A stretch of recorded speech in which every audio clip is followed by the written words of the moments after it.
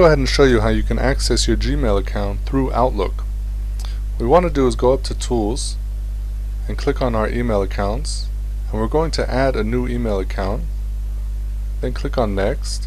This email account is going to be a typical email dial-up account. It's going to be called a POP3, and we select that and hit Next, and now we have the main window of where to set the configuration so Outlook knows to contact Gmail to get all of our emails.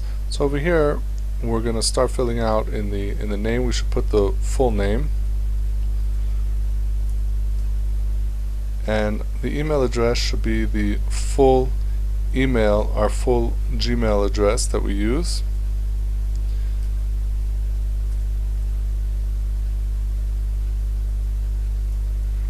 And our username again should be, even though that it automatically puts in the first name before the @ sign, we should put in our full email address on this box. So we're going to put in the same thing, our Gmail address, and then our password that we usually use to access our Gmail.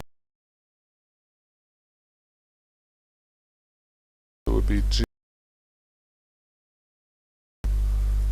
g3.gmail.com,